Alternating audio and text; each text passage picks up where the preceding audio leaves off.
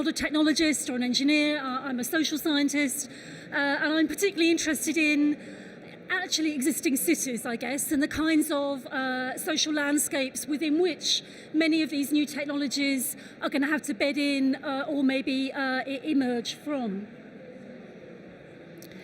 So clearly the idea of the smart city has gained significant traction at this point. It's gone global, and I think as a result it's actually incredibly diverse, and I think we should acknowledge that. Different cities are going smart in really different kinds of ways. And it seems to me that despite that, despite the very different sorts of urban geographies, urban dynamics that smart is engaging with, an awful lot of the discussion still seems, to me at least, to be coming from a concern for technological innovation, and also particularly from a perspective from large corporations like the one that Rick's worked for, the ones that Rick's worked for. So as I say, what I'm really interested in is kind of turning the telescope the other way around, I guess, and thinking about the cities that are already there, not new build places, not Songdo, not new villages in the southeast of England, but already existing cities that are kind of struggling, actually, certainly in the UK, I think, to kind of get a grip on this, to think strategically, and to really maximise the potential of smart technologies. And in particular, I think there's a real challenge in trying to think around just how populations, urban populations, can be brought into smart innovation most effectively. And I guess I was thinking as Rick was talking, I'm kind of assuming that for innovation to be successful, to get buy-in from local people, to create those efficiencies, to maybe enable us to do things in better ways, we do actually need to engage with local populations. I don't think the data or the algorithms, they may be fantastic partners, but I'm not sure that that's really where the really successful change is going to come from.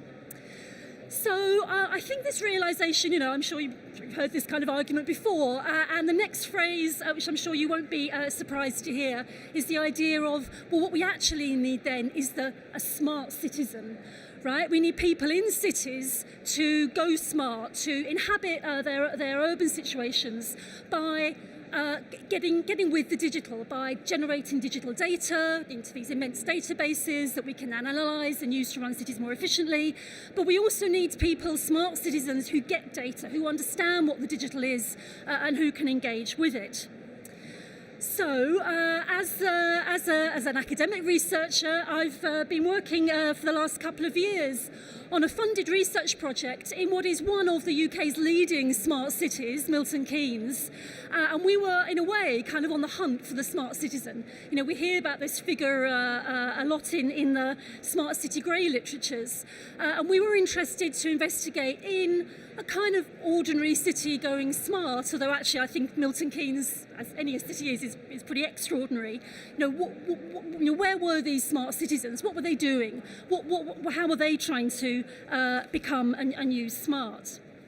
And what we found is that actually, in the 60-odd interviews we did with a whole range of key stakeholders, from transport systems catapult through to SME startups, through to a lot of community organisations in the city, not a single person used the phrase smart citizen. Okay? It wasn't part of the vocabulary that they were using to imagine Milton Keynes as a smart place. So I just want to give you a little sense of what Milton Keynes is like as a city, and a bit of context into how we then started thinking what might be a more effective way of engaging people with ways of being smart. So, as I'm sure many of you in this audience know, Milton Keynes, the city, was established in 1967. It's a new town. And it's also, I think, quite distinctive in the UK in that it has quite a strong sense of itself as being forward-looking and innovative. So there's a kind of concern for heritage, but actually the city and its residents, by and large, have a strong sense of it being an innovative place. So there's a couple of examples there of previous kinds of innovation. It attracted the transport systems catapult there a few years ago. There was a large funded MK Smart project with a lot of academics involved, finished a couple of years ago.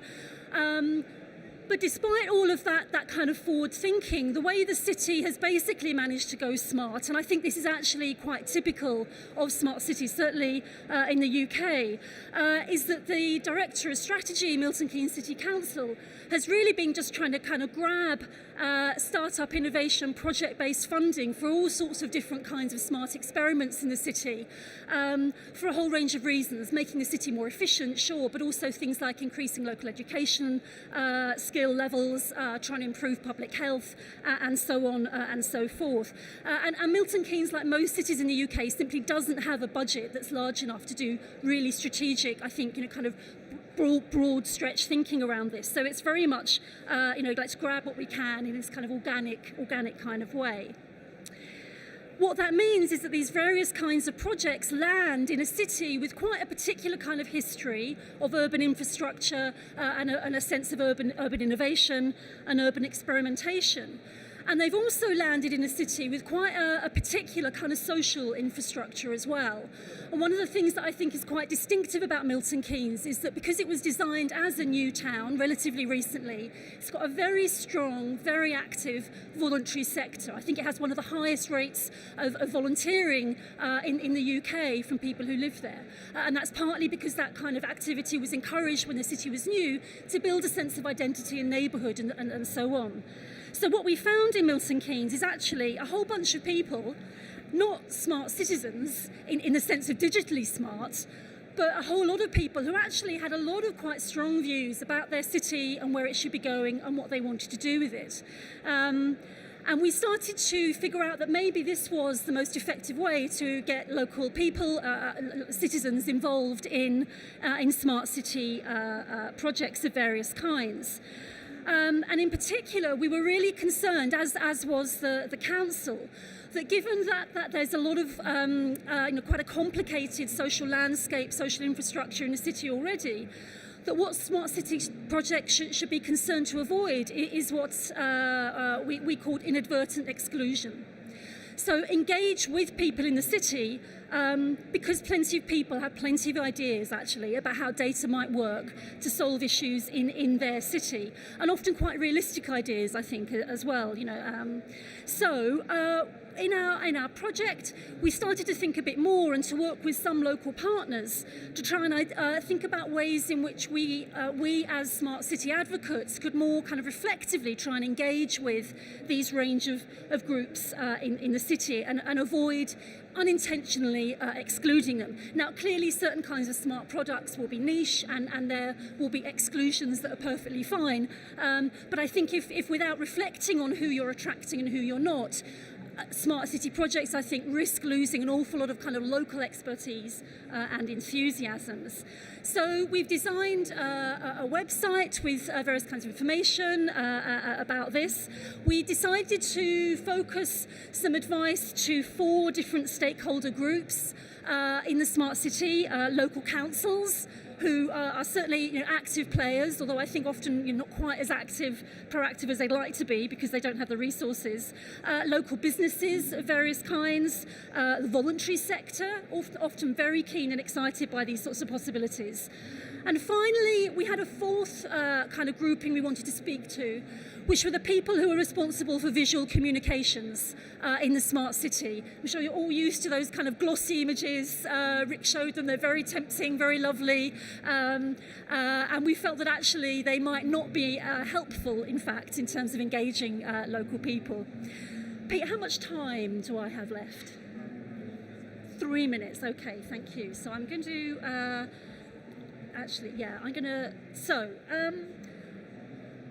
if you go onto the website and look at the toolkit and go to the part of the site that most sort of directly speaks to your interests in smart, what you'll find are some not exactly bogglingly kind of brainstormingly original suggestions, but I think some things that are actually quite often neglected in the ways that smart starts to unroll. So one of those areas is thinking around tools for smart businesses.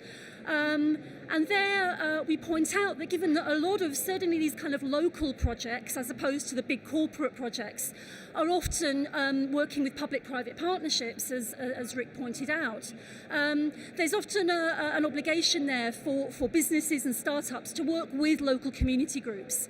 And I think our advice there is to make those partnerships long-term, to really listen, to understand that local community groups actually are not always about money making, and they may well be more or less positive about your desire for profit making. But you have to listen to their motivations, which are often quite complicated.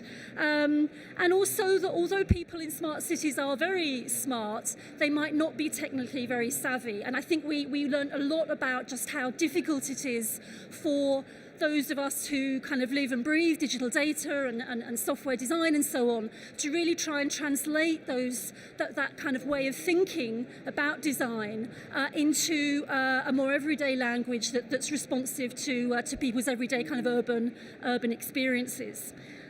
We have a cute video to make that point, which I'm going to skip over because I'm running short of time. I just want to spend a little more time, hopefully, to show you the video, thinking on the notion of the visuals as well, though. I think one of the things that we learned around smart was that actually a lot of people in Milton Keynes were not that clear about the whole idea of smart. They'd come across individual projects, but the kind of notion of a smart city, they hadn't really got that vision. And I think visuals can be great ways of telling stories. I would strongly suggest that if you're moving into this area, you think about your communication strategy, from day one. But I think that communications have to be realistic in particular ways. People are very cynical now, I think, about those glitzy views of future cities which leapfrog from the rather sort of grotty urban scenes that Rick showed us to these kind of visions of dazzling futures where everything's flowing and glowing and it's dusk and everything's zapping around seamlessly. They've seen those visions on corporate websites, they've seen them in science fiction movies, they've seen them on estate agents' billboards, and they are no longer very persuasive. So our view was very much that if you want to engage people, try a bit of realism. Show some of those rather run-down urban spaces. To think a little bit about how you might perhaps even show some locally specific landmarks and engage people. As I say, we're coming at from this advice from the perspective of local communities and specific cities. If you're working through smart projects in those circumstances, don't ignore the specific experiences of a city's diverse communities. And I think the other thing we learned was that, of course, you're going to come up with different views about what a smart city might be if you talk to people in a city. They're not all going to agree. And you might have to work with ways of developing consensus and shared discussion spaces. There are plenty of ideas for really effective forms of innovation in cities already. So using data and smart tech to build on and amplify those experiences and insights is probably really a shortcut route to success.